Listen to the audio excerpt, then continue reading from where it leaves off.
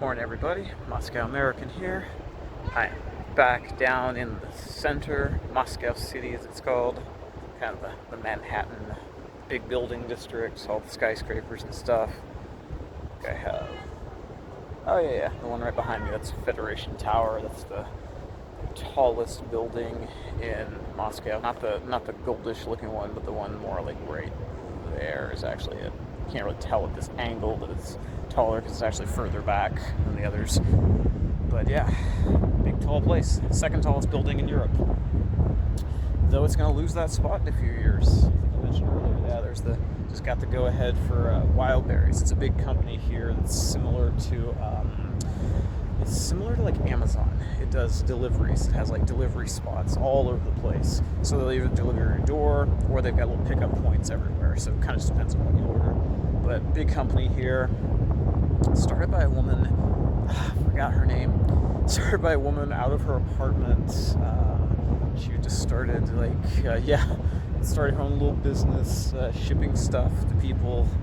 And next thing you know, she's one of the richest people in Russia, millionaire. And her company, anyway, they just got the go-ahead. Wild Berries, this company, they got to go ahead to break ground somewhere down here, start building what will now be the tallest building in Moscow. And it'll replace this building as the tallest in Moscow in the next few years.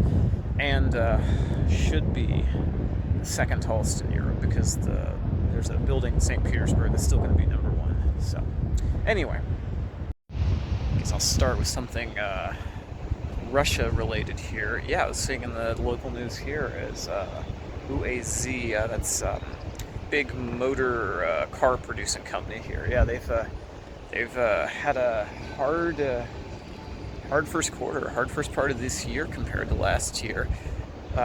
It's the Ulyanovsk Avtozavodsky Zavod. Oh my goodness, I can't. When I'm going back and forth between English and then throwing an acronym, my brain was blanking. I was trying to remember what it was. Yes, so the Ulyanovsk Auto Factory. That's in Ulyanovsk region. That's actually named after Vladimir Lenin. A lot of people in the U.S. don't realize that Lenin wasn't his real name. As with a lot of the communists, they changed their names to sound a little bit more connected to the cause of the workers and all, So Lenin's actual name was Ulyanovsk, and so that region was named after him after he came to power. But anyway, this auto factory, yeah, they're having a little bit of a hit, but I just found it interesting because they produce like a lot of utility vehicles. I think they also do some stuff for them, have in the past, at least for the military and all. Pretty well-known factory here, but apparently the issue is there's a little bit of a hit in demand because of all the Chinese vehicles. Chinese are just blowing up onto the scene of the market here, so they're becoming super, super popular. So, I don't know, maybe Russia will have to start doing some tariffs of its own at some point. Doubt they'll want to risk any trade issues with China though, at the same time right now. That's a pretty important relationship for them. But anyway, just thought that was interesting. Most Americans don't think of, or at least where I'm from, don't think of Chinese cars as a big thing on the market, but they're definitely blowing up here. I'm starting to see them everywhere, and some people like them. So anyway, moving on. I want to say I was seeing that it was Bloomberg that was running with some story now on the Epstein stuff, claiming that they had sources that the FBI was or had deleted all references of Trump out of all the Epstein stuff. Their claim was that, once he got in, or the implication was maybe that he kind of ordered something to be done, so they kind of scrubbed him from all of it. I don't know. I mean, the one hand, I wouldn't put it past anyone to do that. I mean, the stuff they've been doing to try and put the Epstein stuff to bed has been a little bit suspicious at best. But at the same time, if they scrubbed Trump from it, why would he now be acting all weird by trying to make it all go away, as in saying there are no files at all?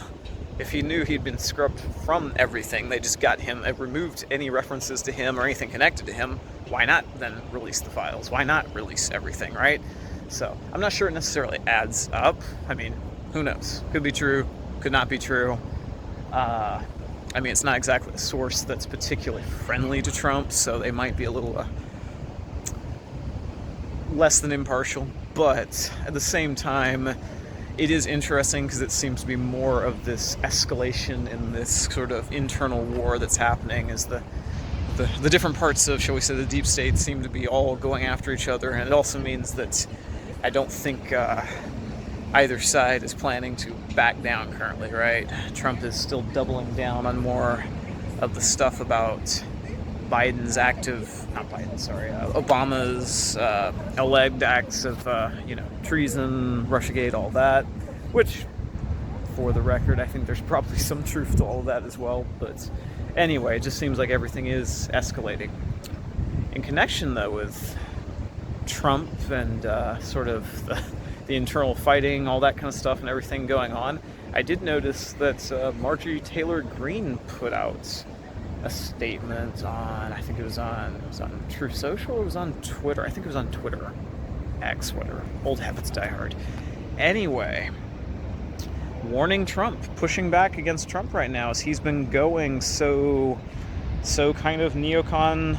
I would say neocon light, but it's not even light anymore. It's just full-blown neocon at this point. And warning him that how it was going to hurt his position, hurt his base. Let me see here. Do I have it? Yeah. In 2024, this is quoting her, in 2024, America voted to end funding and fighting foreign wars. Funding, fueling, and ultimately fighting Russia and Ukraine would be a complete betrayal of the majority of Americans who wanted nothing to do with paying to murder people in some foreign land over a foreign conflict that has absolutely zero effect on our lives. The same scenario goes for continuing to fund and fight offensive wars on behalf of the secular government of nuclear-armed Israel. Republicans will lose the younger generation of voters and may never get them back. Not that they'll necessarily flip Democrat, because Democrats 100% support the war in Ukraine because it was really started under Obama-Biden. It's a Democrat-driven war that also amassed the usual neocon Republican support.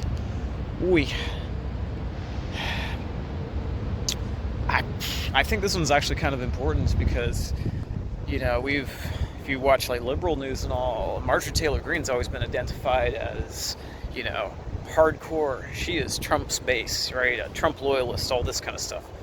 And with all the stuff with Israel and all, Trump hardcore turned on a lot of his base, right? And then with the Epstein stuff, he called some of them basically idiots and stuff, right? Weak-minded, whatever. I forget the exact wording he used, right? It was quite offensive. And now, this might be something here, because it does seem like people who did support him a lot are suddenly kind of drifting away, or at bare minimum are putting out the message saying, hey, what are you doing? You get a hold of this. This is changing. This is going to be a potential catastrophe waiting to happen, right? And for that matter, I think that might be true. I've personally talked to people I know who are, hardcore Trump supporters who are now kind of doing I don't intend to vote for him. Just, it's been a complete weird transformation. A lot of the stuff he promised, was promoting, all this kind of stuff, it's just been a 180. It's all gone all of a sudden. So, I'm not sure the midterms are going to be as positive as Trump's expecting, or as everyone was saying at once upon a time.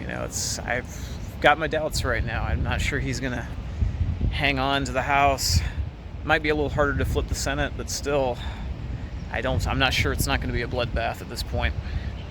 So we'll wait and see, but at some point I wish he would kind of listen to some of the pushback he's getting from people who were strong supporters, who've been strong supporters, right?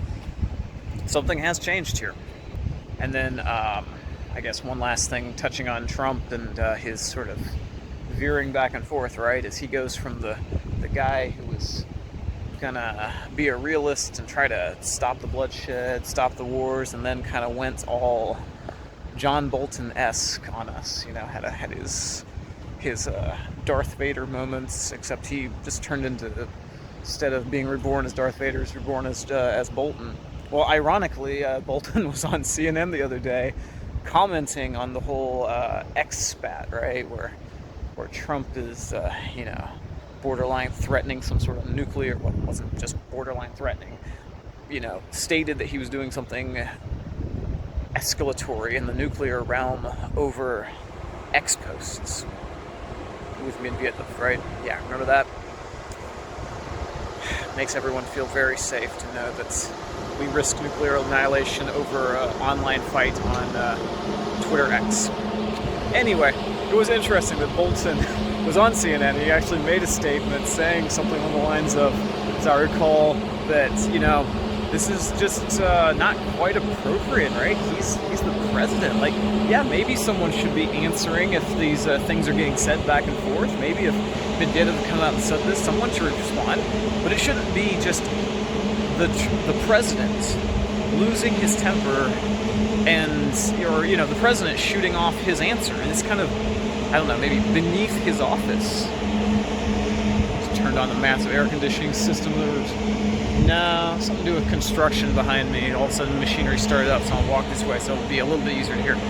But yeah, saying it's like, there's too much at stake. This is not the office for him to just be personally getting into a Twitter fight with somebody, right? Man, this hurts. It hurts so bad to have to agree with something that John Bolton would ever say. He's one of those people where if he came along and said, puppies are cute, I might have to rethink puppies. That's the John Bolton effect, right? If he says pizza, French fries, and ice cream are good, he might, if he says meat is good, he might make me start rethinking veganism, be like, maybe I should be vegan, right? That's the John Bolton effect. If he says it, I'm immediately suspicious. So the fact that he says something that I can in any way, shape, or form agree with, I don't know. Is this a testament to how much things have gotten out of control? That he can say something about how Trump is reacting that sounds suddenly rational?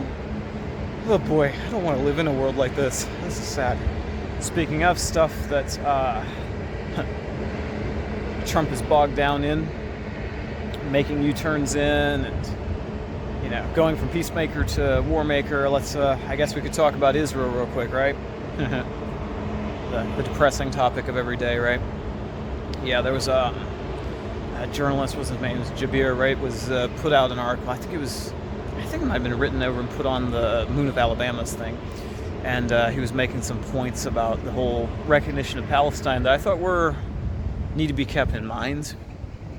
Because waiting for people like Stammer, Macron, all these people to recognize Palestine or something, and then expecting a change is at best naive, I'd say, right? Because that's not really what's it's about and what's going to happen, right? He makes an interesting point. I actually wanted to read from his article real quickly here, right? So he's saying about the idea of recognizing Palestine, right? The proposed state would consist of two disconnected territories, right? Gaza in the southwest and the West Bank in the northeast, with Israel controlling all its borders, all its airspace. They're going to have no sovereignty, right? Even the limited territory promised under Oslo II, right? Areas A and B, roughly 40% of the West Bank have been eroded away. Area C, comprising 60% of the West Bank, remains under full Israeli control. Over 700,000 Israeli settlers now live in 150 settlements and 128 outposts, most built post-Oslo. So looking back to the Oslo agreements, right? Fragmenting the West Bank into disconnected enclaves, which Israel can block off food shipments to, access to, and shut down at any time, and can completely dominate their airspace, their energy, anything, right? Yeah, to a certain extent, to a certain extent, I can't remember, he used some sort of example. It's like, sticking a flag on a prison or something and calling it a country, right? Yeah, so just acknowledging it, saying you'll give it a flag and call it good, right, doesn't necessarily fix the problem. And so when we see all this stuff about different countries in Europe wanting to recognize Palestine, we do need to have a realistic approach to it. And I do think it's still positive that you're seeing these countries make these statements. Like I said before, when Stammer makes the statements, I don't think he's doing it out of the goodness of his heart because he cares, but there's still a positive, right?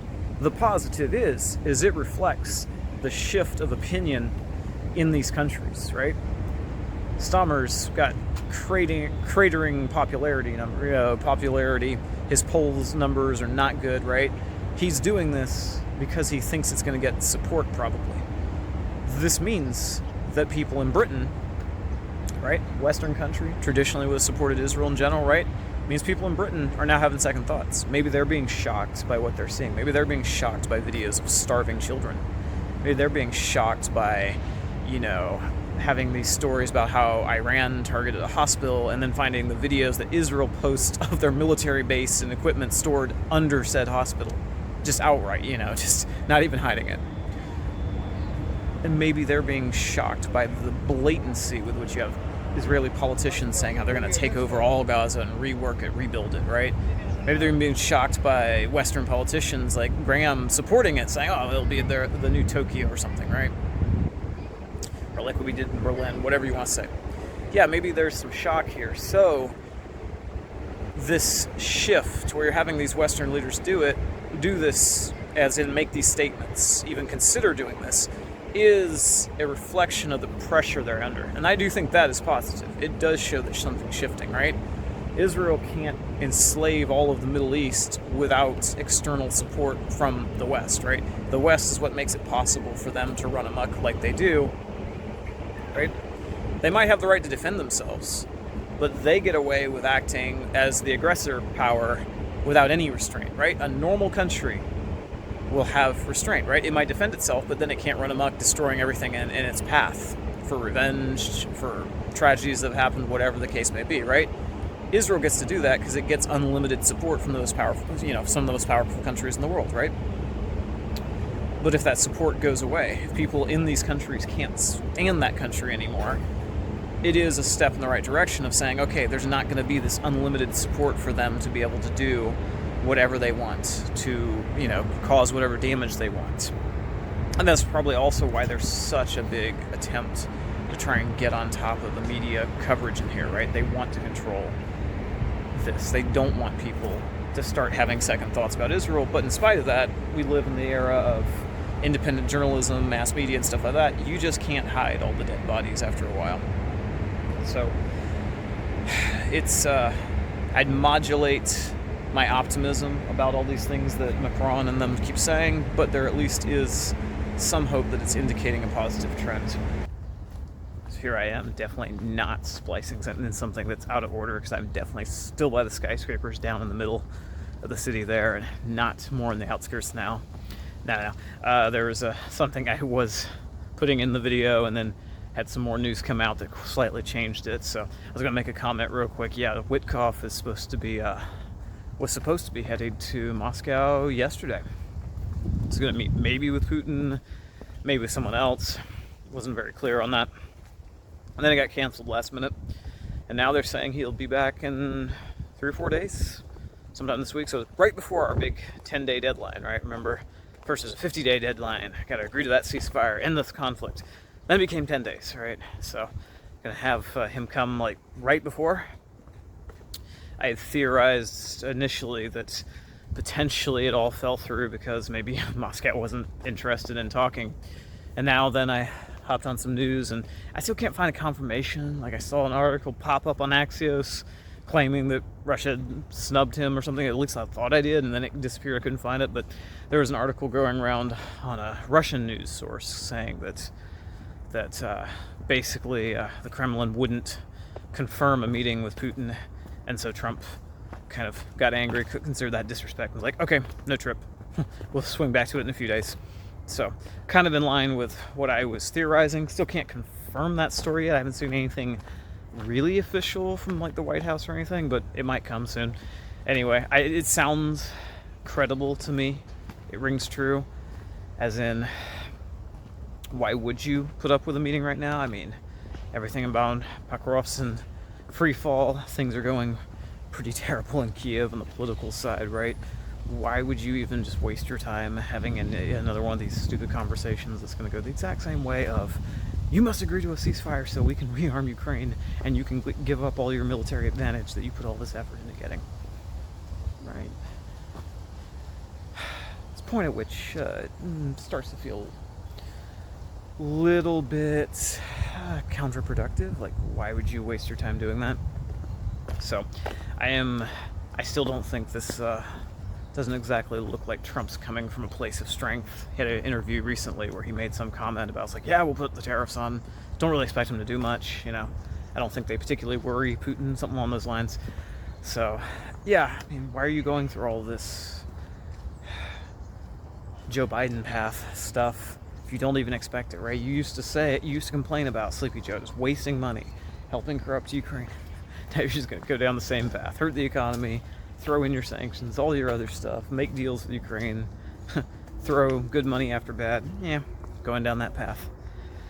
As Medvedev said, going down the Sleepy Joe road. Oh yeah, and then one other thing I was going to also popped up is Ben Gvir in Israel, right? The basically the Minister of Defense, right? Or the Secretary of Defense, right? He's had a history of being a pretty extreme hardliner, to put it mildly, and he's stirring up the pot again. He led a group of Israelis to go to Al-Aqsa Mosque, what we would call the Temple Mount, right? This very holy place in Islam, and during this day of mourning. It's the day to commemorate and mourn the destruction of the temples in Jewish history, at the place where the temples were. Now, what's provocative here is there's been a long-standing agreement that place is a place where Muslims pray and the Jews don't pray in that place, right? It is long-standing agreement. I want to say it was back in like 1967. So what I came up with when I was reading. I didn't remember that off the top of my head by any means, but still highly provocative because it's basically flouting this long-standing agreement, coming right in the mix of there. I want to say even during this stunt, he even made an announcement saying, you know, about needing to take all of Gaza and all that, praying for that, or announcing that was, you know, the hope. Oh, man. I want to say it was,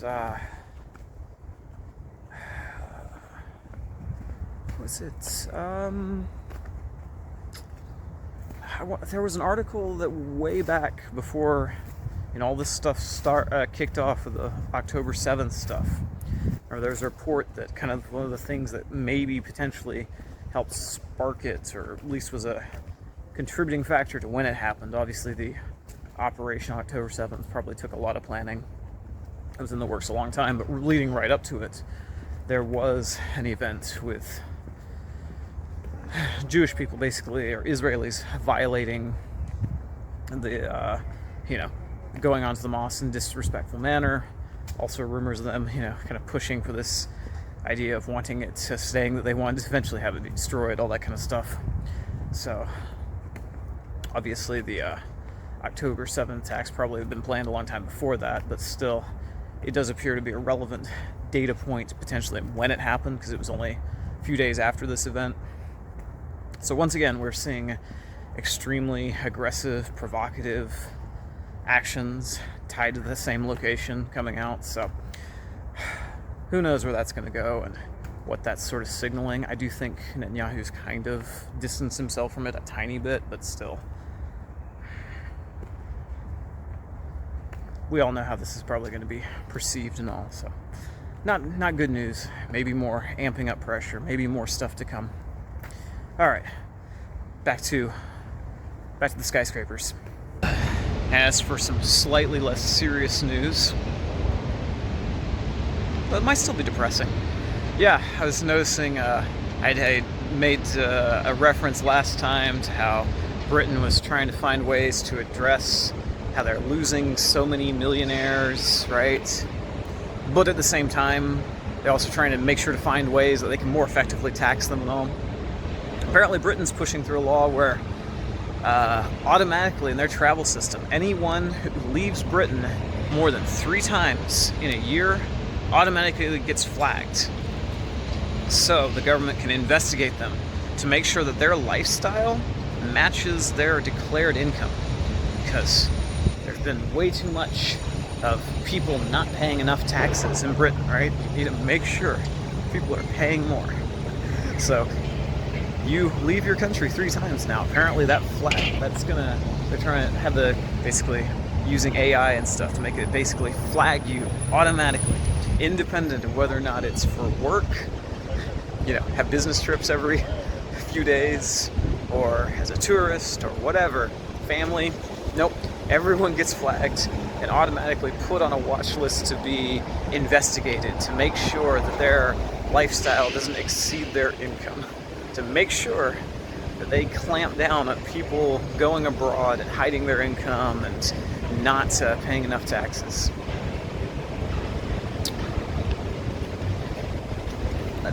I'm just, everything they do just convinces me that they've got it together, and they're going to find a way to make sure that none of those millionaires and billionaires just permanently leave the country and are like, yeah, I'm done.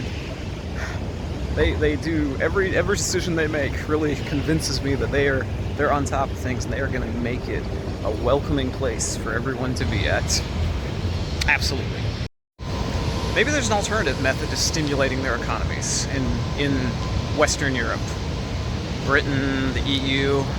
I was seeing a report just recently saying that there was a study conducted, I think it was in Spain, but they were asking teenagers. They're saying like maybe even preteens, like we're talking like 12, 13-year-olds, different questions, and they found that a large number of girls starting out even at age 12 thought of OnlyFans